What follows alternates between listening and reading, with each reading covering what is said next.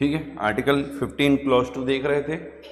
ठीक है, तो आर्टिकल 15 क्लॉज 1 हमने देखा था कि आर्टिकल 15 क्लॉज 1 किसके अगेंस्ट मिला हुआ है, स्टेट के, जबकि article 15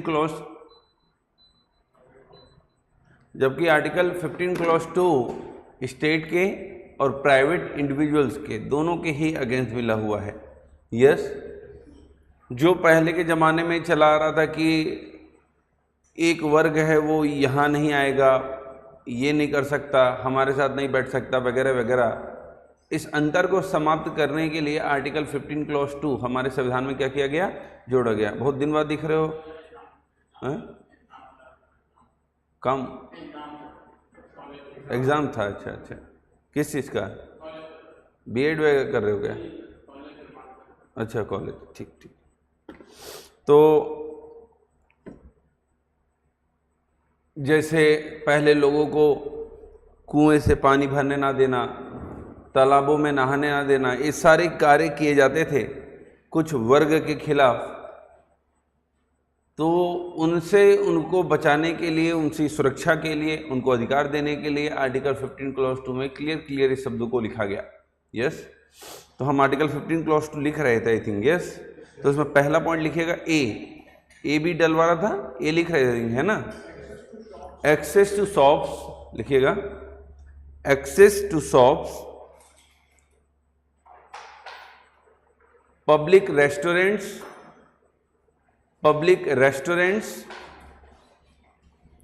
hotels and place of public entertainment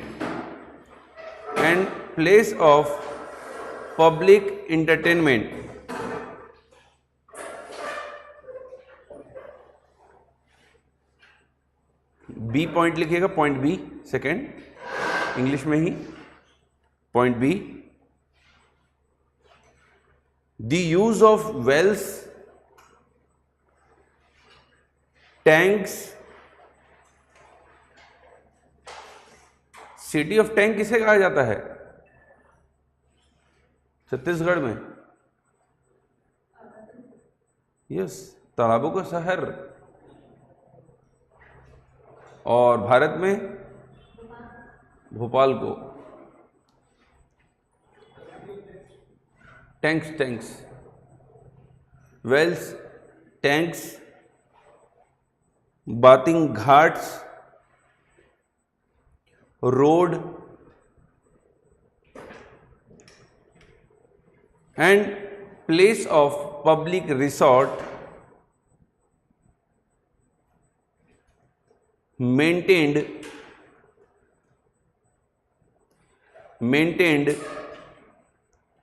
wholly or partially by the state funds or dedicated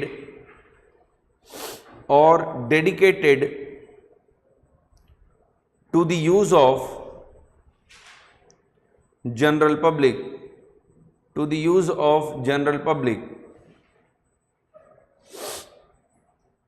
yes, Hindi में लिखिएगा पॉइंट ए, दुकानों,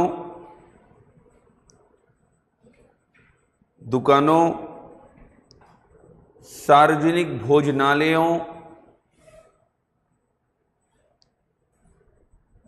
होटलों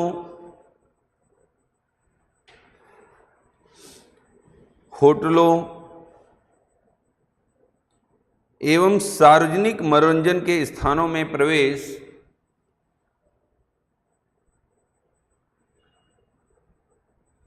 सार्वजनिक मनोरंजन के स्थानों में प्रवेश, पॉइंट बी लिखिए, पूर्णतः या अंशतः राज्य निधि से पोषित, पूर्णतः एवं अंशतः राज्य निधि से पोषित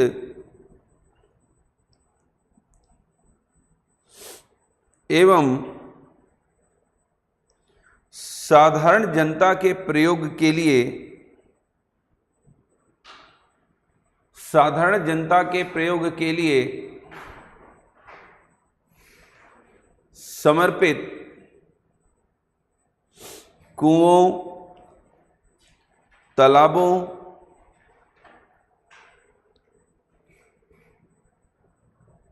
एवं सार्वजनिक समागम के स्थानों, द प्लेस ऑफ इंटरटेनमेंट्स को हिंदी में कहेंगे सार्वजनिक समागम के स्थानों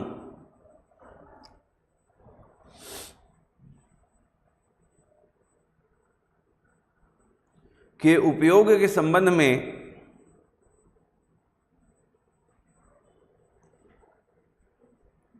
किसी भी निर्योग्यता, दायित्व या प्रतिबंध के अधीन नहीं होगा, के अधीन नहीं होगा। नोट डालिएगा और लिखिएगा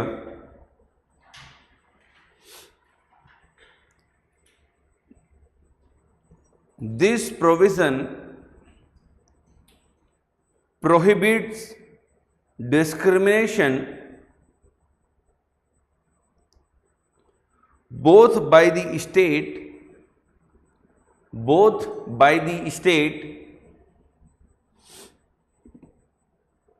and private individuals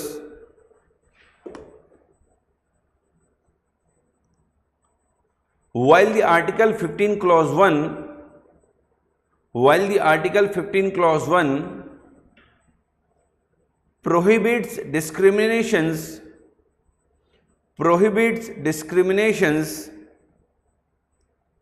only by the state,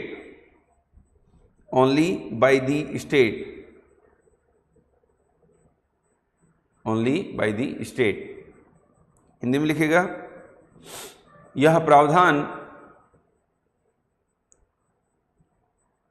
राज्य एवं निजी व्यक्तियों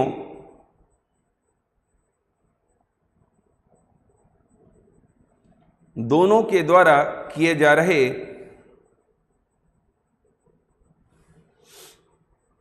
भेदभाव पर प्रतिबंध लगाता है,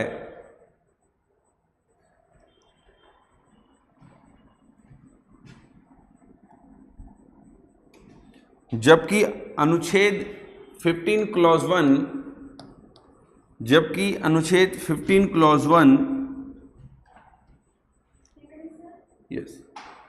15 क्लॉज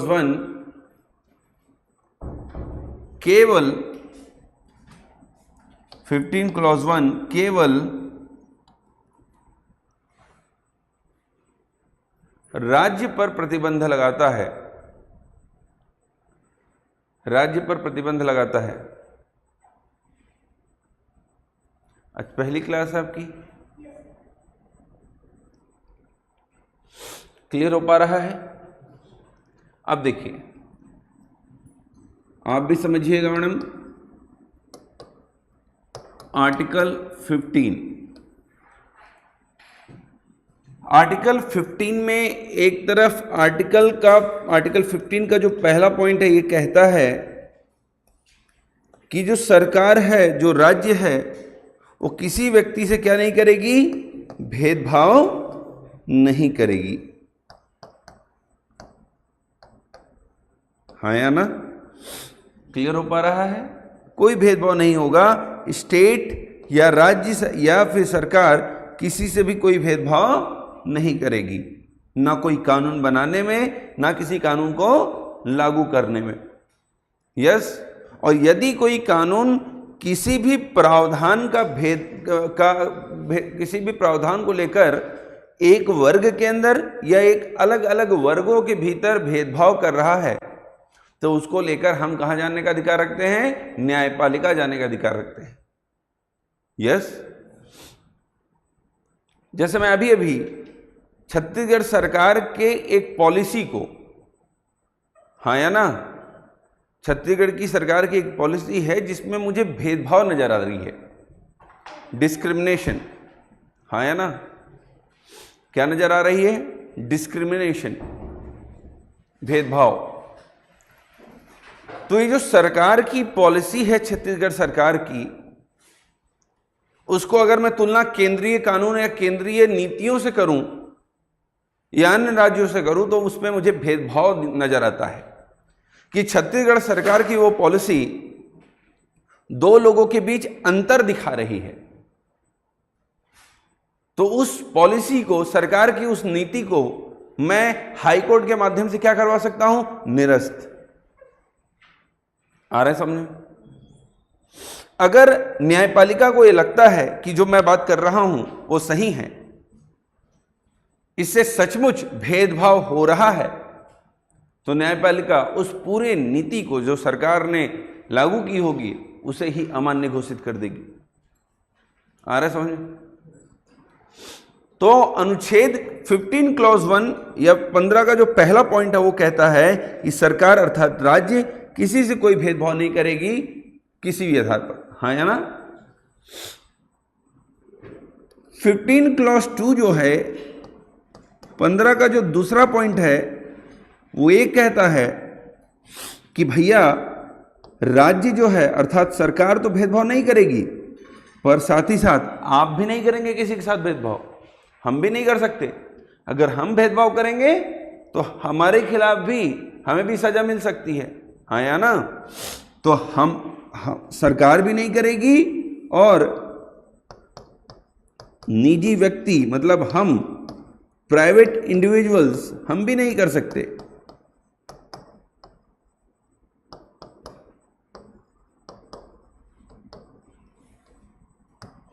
यस, 15 क्लॉज 1 का कहना यह है कि सरकार जब भी कोई कानून बनाएगी, हाँ या ना, कोई भी नीति पॉलिसी लागू करेगी, कोई भी सर्कुलर जारी करेगी, यस, कोई भी कार्य करेगी, तो उसको ध्यान में रखेगी कि जो आधार हैं, कौन कौन से आधार? सबसे पहला धर्म, रिलीजियन, रेस, मूल वंश, यस, रिलीजियन, रेस, कास्ट, जाति, रिलीजन, रेस, कास्ट, सेक्स, लिंग, है ना? Religion, race, caste, sex and place of birth. कौन सा स्थान? जन्म स्थान। मतलब सरकारें जब भी कानून बनाएगी तो वो ध्यान में रखेगी कि इन आधारों पर विभेद ना हो। कौन कौन से आधारों पर? धर्म के आधार पर अलग अलग कानून नहीं हो सकते, मूल वंश के आधार पर अलग अलग कानून नहीं हो सकते, ऐसा कोई कानून नहीं हो सकता जो जाति के आधार पर भेदभाव करता हो, ऐसा कोई कानून हो सकता हो जो लिंग के आधार पर भेदभाव कर सकता हो, या कोई ऐसा कानून नहीं हो सकता जो किस आधार पर भेदभाव करता हो? जन्म के आधार पर भेदभाव करता हो। क्लियर हो पा रहा है? तो ऐसे कोई कानून नहीं बनेंगे जो जन्म, लिंग, मूलवंश, यस, लिंग एवं जन्म स्थान के आधार पर क्या करते हो? विभेद करते हो। उसे कोई कानून, ऐसी कोई नीतियां, ऐसी कोई पॉलिसीज नहीं बन सकती, और अगर बनेंगी तो न्यायपालिका उसे क्या घोषित कर देगी? अमान्य घोषित कर देगी, शून्य घोषित कर देगी। क्लियर हो पा रहा है? यस। जबकि 15 क्लॉज 2 जो 15 का सेकंड पॉइंट है वो हमें राज्य से अधिकार दे रहा है, सरकार से तो अधिकार दे रहा है कि भाई सरकार हमसे कोई भेदभाव नहीं करेगी। मतलब अगर सरकार कोई तालाब बनाती है, सरकार कोई कुआं बनाती है तो उसको सब यूज कर सकते हैं, हाँ या ना? पर साथ ही साथ ये आर्टिकल हमें उन व्यक्तियों के खिलाफ भी अधिकार देता है जो हमें उन क्षेत्रों में जाने से रोकते हैं, हाँ या ना?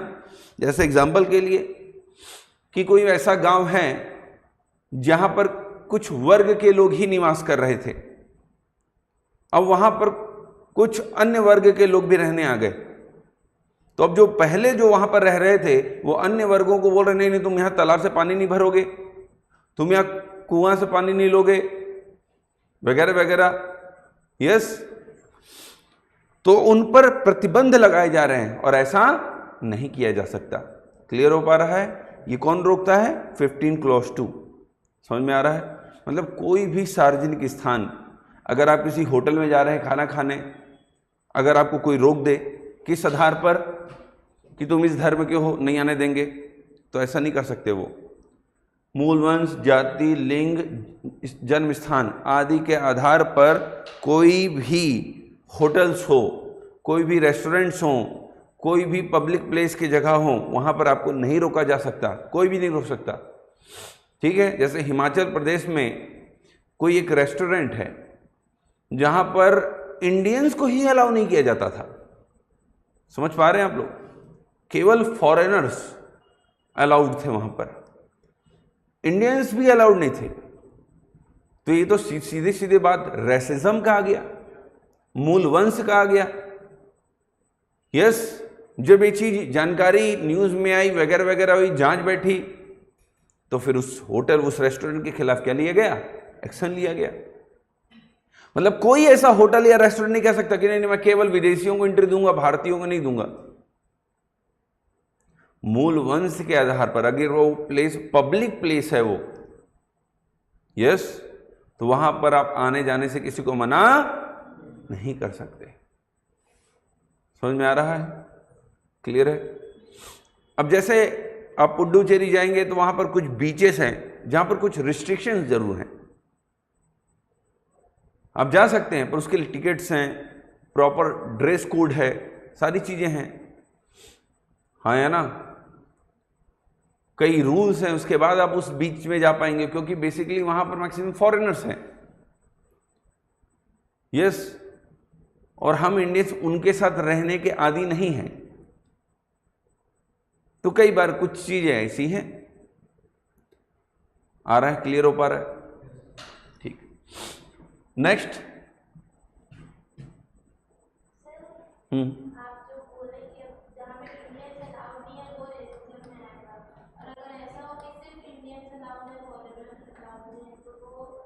ऐसा कोई होटल है ही नहीं, नहीं होगा ही क्यों? होगा ही नहीं। कोई भी रेस्टोरेंट वाले अपने पैर में कुल्हाड़ी मारेंगे नहीं, क्योंकि उनको फॉरेनर से ज़्यादा लाभ है ना। अगर कोई टूरिस्ट प्लेस है तो वो फॉरेनर्स को अपने रेस्टोरेंट में एंट्री बैन करेंगे ही नहीं, क्योंकि उनको ज़्यादा फायदा उनसे है। ठीक है, आप किसी रेस्टोरेंट में जाती हैं, कुछ खाती हैं, तो आप पहले पे करती हैं रुपीज़ में, ठीक है। दूसरा, जब आप वहाँ पे, जब वो जो वेटर होता है वो आपको सर्व करता है, ज़्यादा ज़्यादा 20, 30, 40, 50 मन करता है तो आप दे देती हैं कि भाई लो, रखो, तुमने अच्छा काम किया। तुम यूरोप जाओगे या यूएस जाओगे तो वहाँ पे ये मैंडेटरी है रेस्टोरेंट्स में, है ना, कि जो आपको सर्विस दे रहा है, सर्व कर रहा है खाना, आप उसको जाते जाते ठीक ठाक पैसे दे के जाएंगे, तो वो उनकी आदत में है। तो जब वो इंडिया भी आते हैं तो वो रेस्टोरेंट वगैरह में जाते हैं, तो जब खाते हैं तो वहाँ लोगों को ठीक ठाक पैसे दे के जाते हैं। अगर 500 रुपये का बिल बना है तो भी 2000 रुपये दे के जाता है वो आदमी, क्योंकि उनके लिए 2000 कुछ नहीं है, क्योंकि वो डॉलर्स पे काम कर रहे हैं। यस, तो उनको 2000 रुपये बहुत कम लग रहे होते हैं, तो उनको उससे फायदा है, तो फायदा है तो वो अपना नुकसान नहीं करेंगे। समझ रहे हैं आप? आप कभी भारत में ताज महल देखने जाइए, रेड फोर्ट देखने जाइए, वगैरह वगैरह, इन मतलब ऐसे बड़े प्लेसेस में जाइए, है ना। यहाँ पर इंडियंस की टिकट अलग और फॉरेनर्स की टिकट अलग होती हैं। हमारा टिकट 20 रुपए का, उनका टिकट 350 रुपए का, 500 रुपए का। यस, क्योंकि हमारी करेंसी के वैल्यू और उनकी करेंसी के वैल्यू में अंतर है। समझ में आ रहा है? तो सरकार को, या जैसे मैं एक वर्ड यूज करता हूं, मेडिकल टूरिज्म, भारत के लिए, भारत में आज के तारीख में टूरिज्म में, देखिए टूरिज्म भारत मूव कर रहा है बड़ी तेजी से, पर भारत का आज सबसे बड़ा टूरिज्म जो है वो है मेडिकल टूरिज्म। मतलब भारत के बाहर के लोग, देश के लोग अपने इलाज के लिए भारत आते हैं, क्योंकि वहाँ पर कई इलाज इतने महंगे हैं कि उनके पूरे दुनिया, पूरे पूरे पूरे पूरे उनके लाइफ की सेविंग खत्म हो जाए। मान लेते हैं कि यहाँ पर एक नॉर्मल सा कोई ऑपरेशन हो अपेंडिक्स का, वो करवाना हो तो कुछ नहीं लगता आज के तारीख में भारत में। पर अगर वही फॉरेन कंट्रीज में करानी हो तो उसकी बहुत कॉस्ट है, एकदम हाई लेवल पर है कॉस्ट। तो अपने ऑपरेशंस और इलाज के लिए लोग भारत आते हैं। और बड़े बड़े शहरों में आप जाइए आज के तारीख में, दिल्ली, मुंबई, बेंगलोर वगैरह वगैरह, चेन्नई, विशाखापट्टनम, यहाँ पर जो हॉस्पिटल्स बने हुए हैं वहाँ पर कई रूम 7 स्टार से कम नहीं लगते। यस, वो रूम उन लोगों के लिए ही बनाए गए हैं जो भारत के बाहर से आते हैं।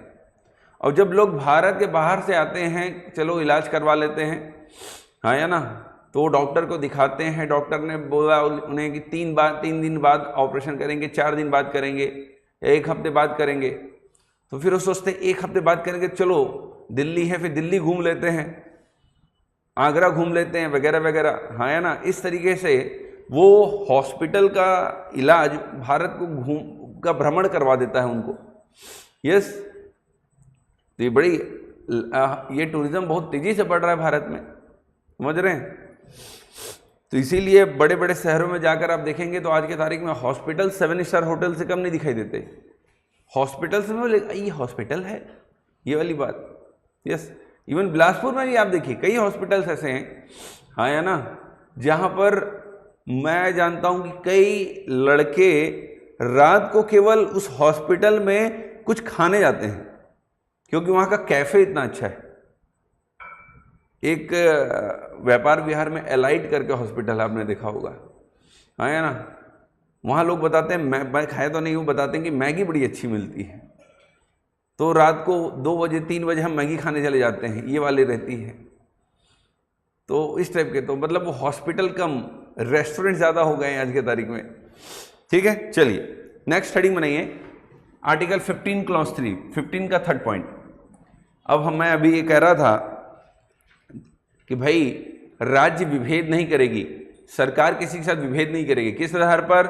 लिंग, मूलवंश, जन्मस्थान, है ना, जाति और जन्मस्थान, है ना, रिलीजन, रेस, कास्ट, सेक्स और प्लेस ऑफ बर्थ। यस, इन आधारों पर राज्य सरकार किसी से विभेद नहीं करेगी। परंतु आर्टिकल 15 का जो 3rd पॉइंट आप देखेंगे, यहां पर साफ साफ ये कहा गया है, अगर कोई महिला है तो सरकार उसके लिए विशेष उपबंध कर सकती है, राज्य उसके लिए विशेष उपबंध कर सकती है। क्यों? देखिए, अब कुछ ऐसी चीजें हैं, जैसे मैंने कल बताया था कि मैटरनिटी रिलीफ या लीव, मैटरनिटी बेनिफिट्स जो हैं वो केवल किसको मिल सकती हैं? महिलाओं को, पुरुषों को नहीं मिलेंगी वो, हाँ या ना। तो अगर सरकार मातृत्व अवकाश जैसे कानून लेकर आती है, हाँ या ना, हमारे यहाँ एक कानून है मातृत्व लाभ 1961, मैटरनिटी बेनिफिट 1961 एक कानून है। अब एक कानून जो है वो महिलाओं को मातृत्व अवकाश का अधिकार देता है। वो महिलाएं कहीं भी कार्य क्यों ना कर रही हों, वो सरकारी क्षेत्र में या निजी क्षेत्र में। अगर सरकारी क्षेत्र में कार्य कर रही हैं तो कोई दिक्कत नहीं है, और अगर निजी क्षेत्र में कार्य कर रही हैं तो उस साल में अगर उन्होंने 80 दिन का कार्य पूरा कर लिया है तो अब उनको मातृत्व अवकाश का लाभ प्राप्त होगा। यस, तो ये जो लाभ मातृत्व अवकाश का प्राप्त होता है महिलाओं को, ये आर्टिकल 15 क्लॉज 3 देता है। आर्टिकल 15 क्लॉज 3 में लिखिएगा, पहले इंग्लिश में बोल रहा हूं फिर हिंदी में बोलूंगा। The state is permitted, madam आपका क्या है लैंग्वेज, इंग्लिश या हिंदी? हिंदी है। The state is permitted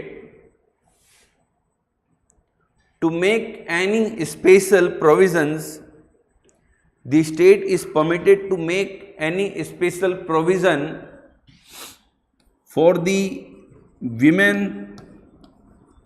and children, women and children's.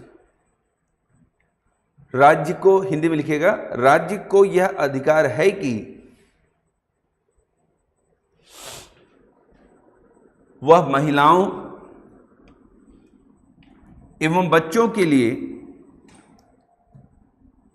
विशेष उपबंध कर सकती है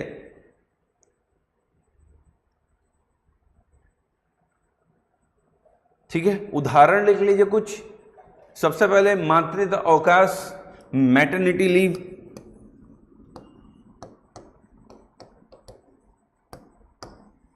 मातृत्व अवकाश, मैटरनिटी बेनिफिट या रिलीफ या लीव, ठीक है। दूसरा आंगनबाड़ी, अरे जिसे इंग्लिश में आजकल वो प्ले स्कूल बोला जाता है, पहले यही तो आंगनबाड़ी था। बढ़िया फ्री में ब्रेड मिलता था, दूध का पैकेट मिलता था, सारे आंगनबाड़ी लिखिए मैडम। सरकार प्ले स्कूल नहीं खोलती है, प्ले स्कूल तो हम खोलते हैं, प्राइवेट स्कूल्स और प्ले स्कूल्स। सरकार तो आंगनबाड़ी खोलती है ना। आंगनबाड़ी किसके लाभ के लिए है? बच्चों के लिए। अब तुम बोलो सर मेरे लिए भी आंगनबाड़ी होना चाहिए, तो सरकार नहीं करेगी, क्योंकि वो बच्चों के लिए होता है। यहां पर आर्टिकल 15 क्लॉज 3 किसके लिए अधिकार देने की बात कर रहा है? महिलाओं और बच्चों के लिए, हाँ या ना। और महिलाओं और बच्चों के लिए कह रहा है तो उनको ही अधिकार मिलेगा। क्लियर हो पा रहा है? सरकार की एक योजना है, यस, जिसके तहत हाँ बहुत बढ़िया लिख सकते हैं, महतारी वंदन योजना। छत्तीसगढ़ में जो 1000 रुपये महिलाओं को दिया जा रहा है बिना मतलब का, मतलब महिलाएं खुद कह रही हैं मत दो। महतारी वंदन योजना,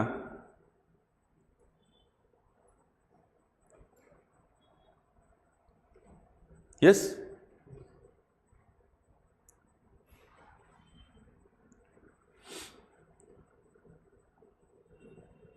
ये हो गया। तो ये कुछ उदाहरण हैं जिसमें सरकार महिलाओं और बच्चों के लिए विशेष कार्य कर सकती है, यस। जैसे हाँ एक और लिखिएगा, पोषण अभियान, पोषण अभियान। और उदाहरण एक पोषण अभियान। अब इसको मत बोलिएगा सर पोषण अभियान को इंग्लिश में लिखूं क्या, ये पोषण अभियान ही है ना। पोषण अभियान, उसको ऐसे ही लिखना है। आजकल केंद्र सरकार जितने भी योजनाएं चालू करती है उसको हिंदी में बोलती है और उसको लिखती भी हिंदी में है। पोषण, POSHAN पोषण, और ABHIYAN अभियान, इस तरीके से। मेरे को ही बोल रहे हैं सर। अरे नहीं भाई, मजाक करता रहता हूँ, हंसी मजाक, बुरा नहीं मानिएगा मेरी बातों का। वैसे मानेंगे तो भी क्या ही होगा। बट बुरा ना मानिए तो ज़्यादा अच्छा है। मैं तो हंसी मजाक करता रहता हूँ, मैं तो अपनी भी मजाक उड़ाता रहता हूँ। तो पोषण अभियान चालू किया गया था सर्वप्रथम बच्चों के लिए, हाँ है ना, कि बच्चों को जो स्कूल जा रहे हैं उनको वहाँ पर बेहतर भोजन मिल सके, हाँ या ना। वहाँ पर बच्चों को, जैसे जहाँ पर बच्चे नॉनवेज खाते हैं साउथ के राज्यों में, वहाँ पर एग वगैरह बच्चों को डिस्ट्रीब्यूट किया जाए, जबकि नॉर्थ के राज्यों में जहाँ पर बच्चे एग वगैरह नहीं खाते, मैक्सिमम बच्चे वेजिटेरियंस होते हैं, तो वहाँ पर एग ना देकर दूध दिया जाए, है ना। तो और हमारे स्कूल के कार्य करने वाले इतने कर्मशील लोग हैं कि कर्नाटका का एक वीडियो वायरल होता है जिसमें एक बच्चों के थाली में अंडे डाले जाते हैं, वीडियो बनाया जाता है और फिर अंडे उठा लिए जाते हैं कि हो गया आज का, अब कल फोटो खिंचवाएंगे फिर, यस। और जो वो वीडियो बना रहा था, यस, जिसको वीडियो बनाने दिया गया था वो वहाँ पे वीडियो ऑफ कर दिया, पर जो और एक बात व्यक्ति वीडियो बना रहा था उसने वहाँ पे वीडियो ऑफ नहीं किया, वो आगे का भी वीडियो बना गया उठाते हुए भी, और वो वीडियो वायरल हो गया। और जब वीडियो वायरल हुआ तो इस पोषण अभियान के ऊपर प्रश्न उठ गया कि भाई तुम बच्चों को क्या खिला रहे हो। वैसे ही उत्तर प्रदेश में एक स्कूल में, यस, 1 लीटर दूध से 20 लीटर दूध बनाया गया था, उसमें 19 लीटर पानी मिलाया गया था। मतलब वो दूध नहीं, सफेद पानी था और कुछ नहीं, यस। मतलब सरकारें योजनाएं चला रही हैं, सरकार ऊपर से पैसे भी भेज रही है, पर जो ये नीचे के स्तर पर करप्शन है वो आम आदमी को जीने नहीं देता है, यस। और करप्शन तो छोड़ दीजिए, करप्शन तो एक जगह है, चलिए मैं मानता हूं कि लोग करप्शन क्यों कर रहे हैं, क्या नहीं कर रहे हैं, वो उनकी वो है। तुम एक स्कूल में बच्चे को खिला रहे हो और तुम उस बच्चे के खाने से भी उसकी पौष्टिक चीजों को चुरा ले रहे हो जस्ट फॉर करप्शन। अब तुम किसी भी मंदिर में चले जाओ, किसी भी चर्च में चले जाओ, किसी भी मस्जिद में चले जाओ या किसी भी नदी में नहा लो, अब तुम्हारे पाप धुल जाए तो मुझे भी बता दो। यस, भगवान का जो स्वरूप होता है वो तो स्वयं में बच्चा होता है ना। और तुमने बच्चों के साथ ही शोषण किया, बच्चों की भोजन थाली से उनके भोजन को निकाल लिया। मैक्सिमम सरकारी स्कूल में यही तो है। जाके उनके मिड डे मील का खाना देखो, ये जो लोग खाना दे रहे हैं वो नहीं खा पाएंगे उस खाने को खुद। तुम लोग खुद सोचना चाहिए और उसके बाद जाकर अपने अपने धर्म में जाकर पूजा पाठ करेंगे। हे भगवान, क्या क्यों कर रहे हो, मत करो, किसी चीज की आवश्यकता नहीं है तुमको। तुमने ऐसा पाप कर दिया है जो धुलेगा ही नहीं। यस, उसके बाद फिर तुम भगवान को इतना चढ़ा रहे हो। भगवान चढ़ाने से नहीं खुश होता, कर्म से होता है। यस, तो महिलाओं और बच्चों के लिए क्या कर सकते हैं हम, विशेष उपबंध कर सकते हैं। यस, कौन सा योजना बताया मैंने, अभियान, पोषण अभियान। क्लियर है, ये कुछ उदाहरण है आर्टिकल 15 क्लॉज 3 के। ठीक है, और लिख लीजिए। उदाहरण के तौर पर महिलाओं को पंचायत एवं अन्य क्षेत्रों पे आरक्षण, महिलाओं को पंचायत एवं अन्य क्षेत्रों में आरक्षण। जैसे छत्तीसगढ़ सीजीपीएससी को देखेंगे तो छत्तीसगढ़ सीजीपीएससी महिलाओं को कितना % आरक्षण देता है, 33%। यस, मान लेते हैं आप सीजीपीएससी के एग्जाम देने जाते हैं तो एग्जाम्पल के लिए कि मान लेते हैं कि जनरल की 100 सीट है, 10 सीट है, तो इसमें से 3 सीट किसके लिए फिक्स हो जाएगी, महिलाओं के लिए। अनुसूचित जनजाति की 10 सीट है तो 3 सीट किसके लिए हो जाएगी, महिलाओं के लिए। छत्तीसगढ़ में 33% आरक्षण महिलाओं को मिला हुआ है सीजीपीएससी में। यस, तो ये विशेष उपबंध का अधिकार कौन से आर्टिकल से मिलता है, आर्टिकल 15 क्लॉज 3। ठीक है, चलिए नेक्स्ट हेडिंग बनाइए। नेक्स्ट हेडिंग बनाइए, हिंदी में बोल रहा हूं। मद्रास राज्य, स्टेट ऑफ मद्रास राज्य बनाम वर्सेस समझते हैं। अरे जब भारत पाकिस्तान का युद्ध होता है तो बोलते हैं ना भारत बनाम पाकिस्तान। यस, वैसे ही बनाम, वर्सेस को बनाम कहते हैं हिंदी में। बनाम चंपकम,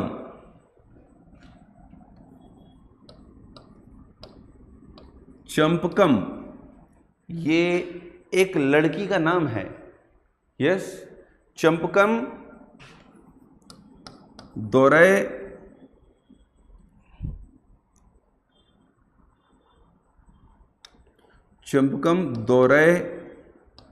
राजन। यस, चंपकम दोरई राजन, इंग्लिश में लिखेगा state of Madras versus Champakam Dorai राजन।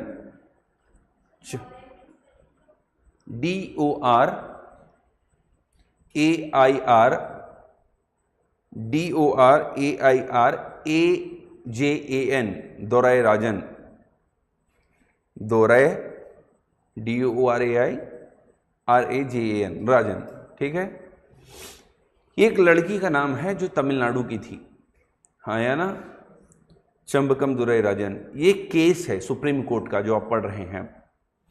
हाँ या ना, किसका केस पढ़ रहे हैं, सुप्रीम कोर्ट का एक केस पढ़ने जा रहे हैं जिस केस का नाम है state of Madras versus Champakam Dorai Rajan, वर्ष 1951। कौन से वर्ष का है, 1951 का।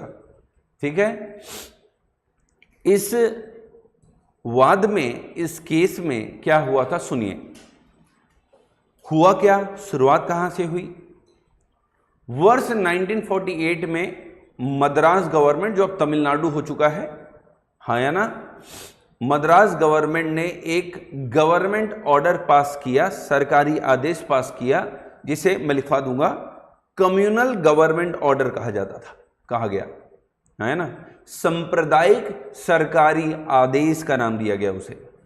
यस, क्योंकि उस आदेश के माध्यम से धर्म और जातिगत आधार पर आरक्षण दिए गए। क्या दिए गए? किस आधार पर? धर्म और जाति के आधार पर। मुस्लिमों के लिए अलग आरक्षण वगैरह वगैरह। यस, कास्ट बेस्ड रिजर्वेशन तो था ही, रिलीजियन बेस्ड आरक्षण भी दिया गया 1948। यस, किस सरकार के द्वारा? मद्रास सरकार के द्वारा। जब ये आरक्षण आया और फिर जब उसके बाद जब हमारा संविधान लागू हुआ, उसके पश्चात एक महिला थी जिसका नाम था चंबकम दुरई राजन। ये मेडिकल कॉलेज में एडमिशन लेना चाहती थी। कहां एडमिशन लेना चाहती थी?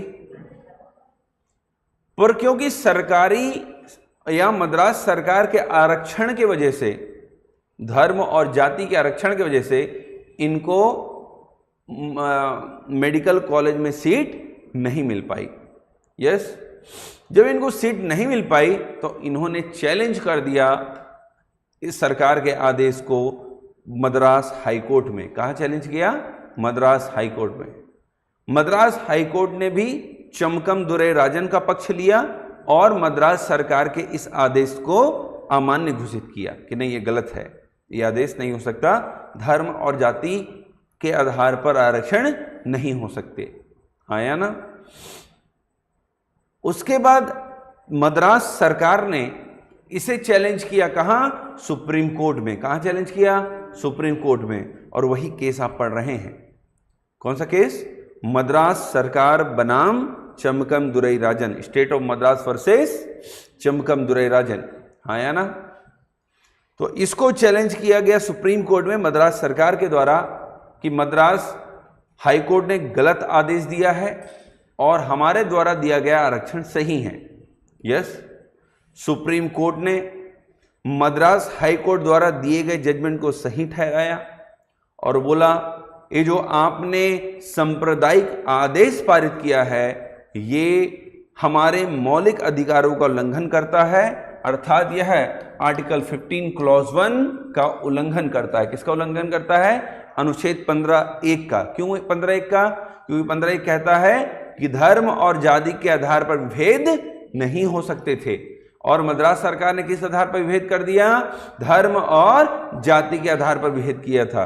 तो सुप्रीम कोर्ट ने उसे अनुच्छेद 15 क्लॉज 1 का उल्लंघन माना और कहा कि यह सांप्रदायिक आदेश सही नहीं हो सकता। क्लियर हो पा रहा है?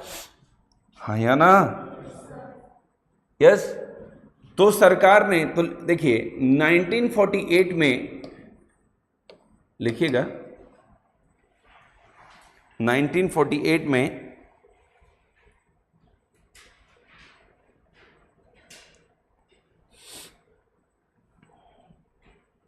मद्रास सरकार ने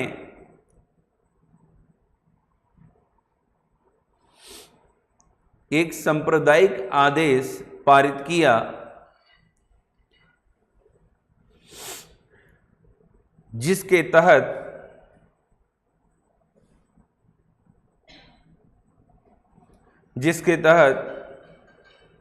शैक्षणिक संस्थानों में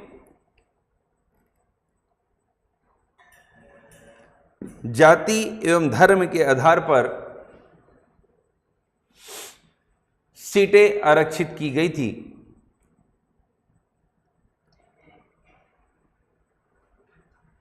In 1948, the Madras government introduced a communal government order,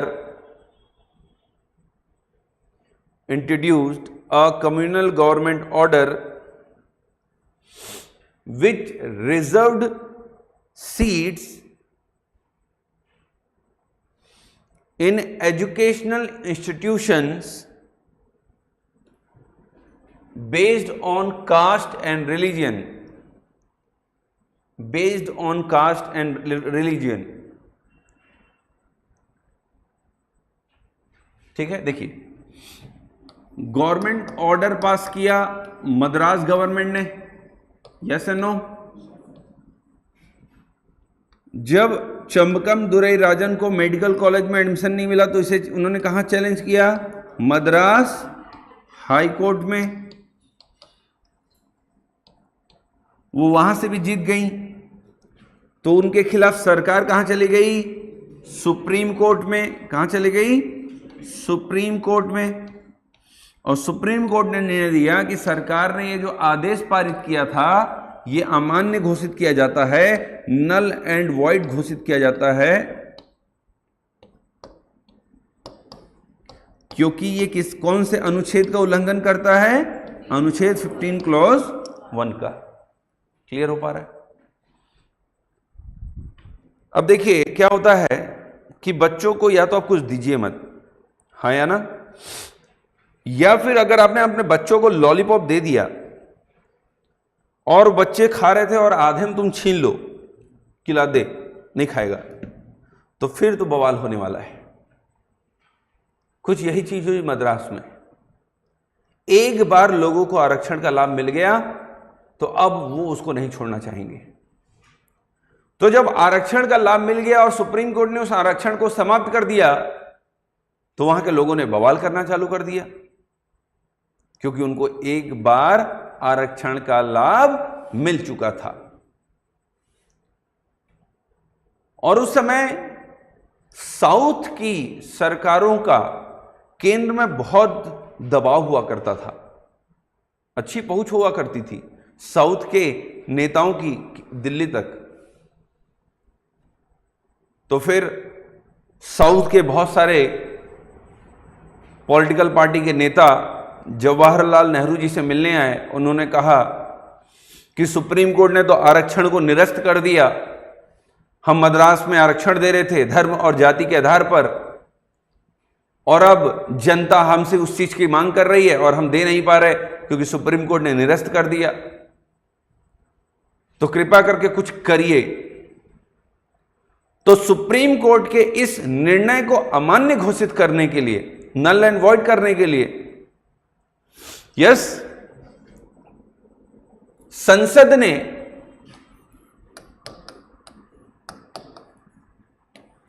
संविधान में संशोधन किया।